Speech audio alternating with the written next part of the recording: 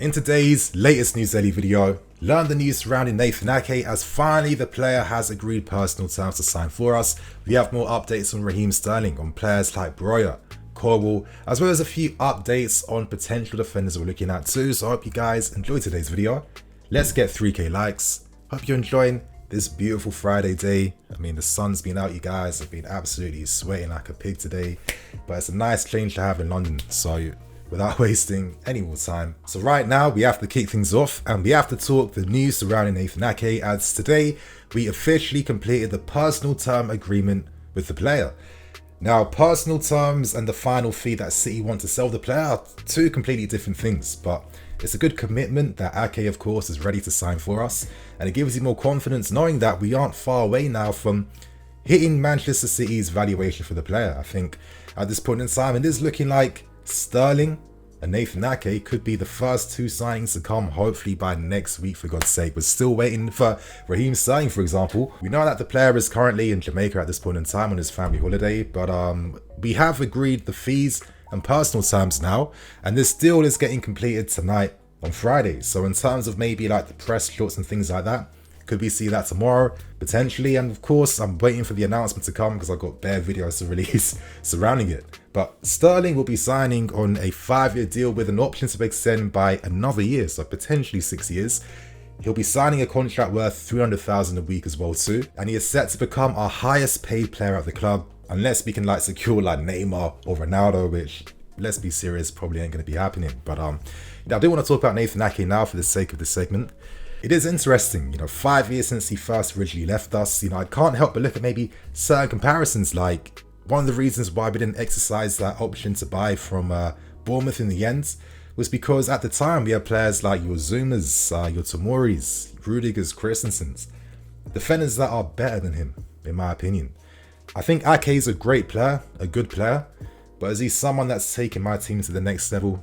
I'll keep an open mind. I do feel like maybe with the education he's had from us, of course, first team football, playing for his nation as well, playing under Pep at Man City too, you're going to learn something. And I think down that left hand side in the middle of the back three, the player does make a lot of sense. But to think that we're paying nearly what Kunde money for a player that is essentially a squad player for Man City, he hasn't played that often, is a squad player for the Dutch national team as well too. It seems like a ridiculous amount of money to spend.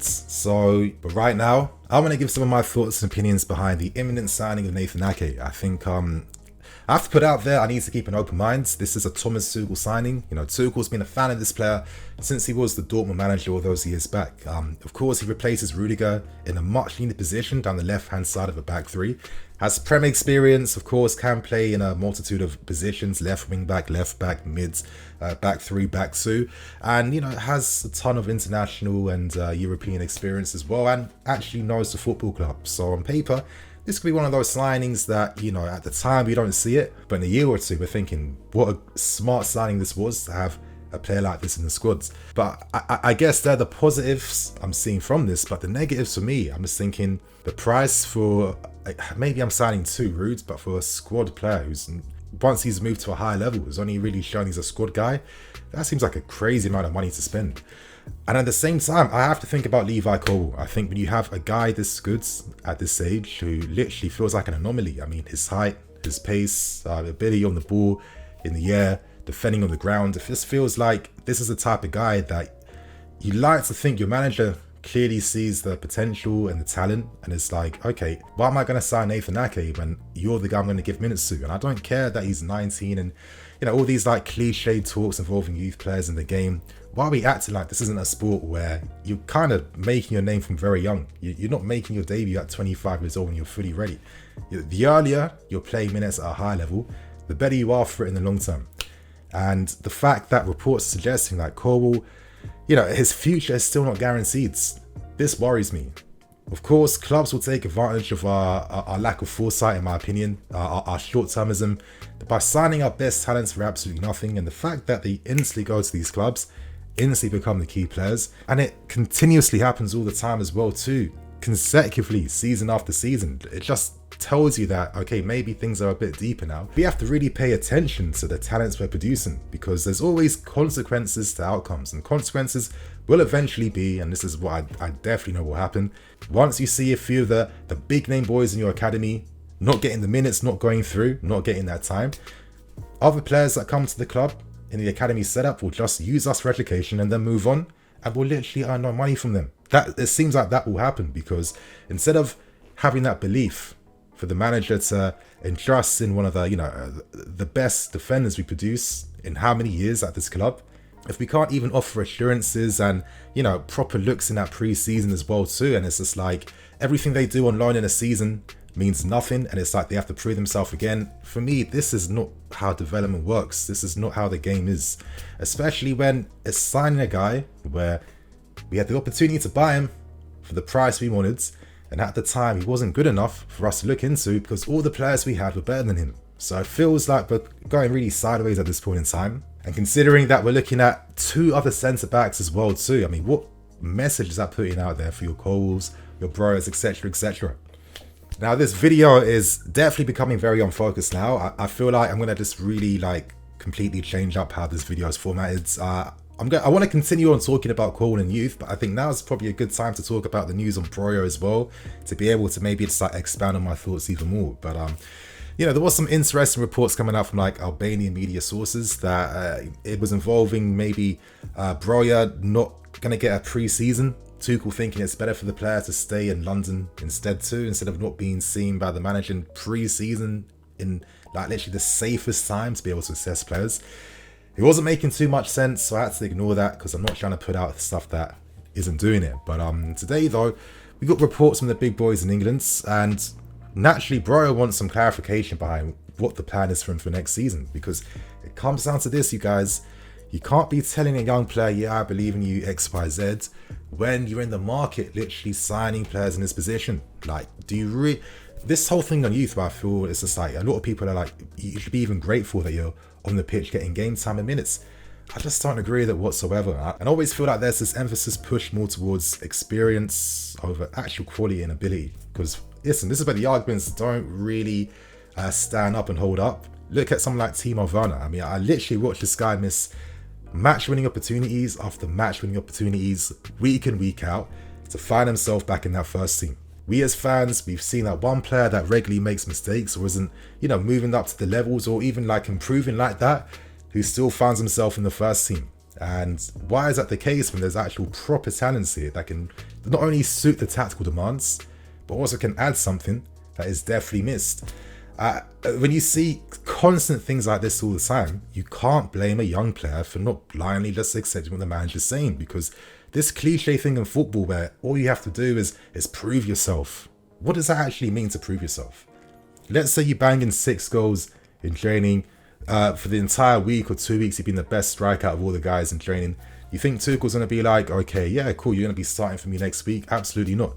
Maybe you're hoping that's going to be a 5-minute sub appearance. And even if you were to get that, that's not a reward. That feels quite patronizing to me, because you can't really grow and improve with minutes like that when there's not a consistent plan to use you. These guys at this age, they understand they have top clubs that will offer them first team minutes. They know that at this stage, the most important thing to do is actually play as much as possible. That is the only way you can achieve world-class potential. This is how the sport works. Look at every young star, every star you're looking at, they was getting game time early, and they had a manager that believed in them and didn't put in ridiculous hurdles and obstacles left, right and centre every single time, or prefer experienced mid players over actually giving opportunities to talent that can surpass these guys in 1 or 2 seasons. It's just, I don't blame these guys for not trusting the club. And I just think that Broja has every right to explore the options, and if he doesn't get the right satisfaction he needs to stay here, remain here, and really challenge for a first team spot, then I think it's best for him to go. I just think realistically, with all the players we're looking at as well too, plus the talent we already have, how much minutes could Broja really get? You have Sterling and Havertz in front of him up front, then you got your Masons, you got your potentially Hudson-Odoi, all these other guys around you. It's not that simple, and unless you've got game time to prove your worth, how are you going to be able to really show the manager I'm your guy to trust in? Unless the manager is giving you that platform in pre-season to fully be looked at and assessed. That's what it really comes down to for me. I was really hoping that in pre-season, the 4 players I see getting looked at, Colwill, Broja, Matson and Ampadu. I think depending on how our business goes this window, I think these 4 players are good enough to be squad players for us right now. And at their age, with their potential, working with better players, and Tuchel as well, who should be improving players to be better, because that's part of the job as being a football coach, then I think these are players that could exponentially improve and give us some solidity in this team. But I just don't really have that confidence that they'll get fairly looked at and fairly looked into. Still though, so I can wrap things up with this video, I don't want to finish things by just putting out there that every young player in the club should get free opportunities. That's not what I'm saying. You can only even get looked at by first having a very good loan away from the club. I mean, there's the type of rules to that a lot of players have followed and of course prospered from. But my thing is that what message are you really sending out there when you're signing someone like a Nathan Ake instead of just having the confidence to promote someone like a Colwill? You know, because for me, it's a complete undermining. When you're still in the market to sign players like your Kundes, when you're still in the market to sign De Ligt, plus many other options as well too. The manager has a lot more confidence behind using them compared to the actual talent he possesses at this club already. And I feel like Tuchel maybe has to do a bit more now to offer more assurances to our young players. I don't see how Ake's signing opens up more doors for Colwill. I mean, there's literally 10 outfield spots in a team. Half an hour centre backs coming on from the sub bench at all. And if we're using a back 4 system as well, it's going to reduce the spots in the team even more. So I don't know, you guys. Let's see what happens. But for me, I don't feel that optimistic, to keep things real. I mean, we're going to be signing Ake. Realistically, we'll be signing Kunde and probably De Ligt as well too. On top of having Trev and Thiago Silva and then maybe Colwill there. Come on, let's keep things real. When Reece James got himself into the first team, did he have to compete against a new signing at right back? When Mount broke into the first team, did he have to compete against a new midfield player that was signed? When Tammy and others as well have all done the same process, you know, it was unnecessary competition needed?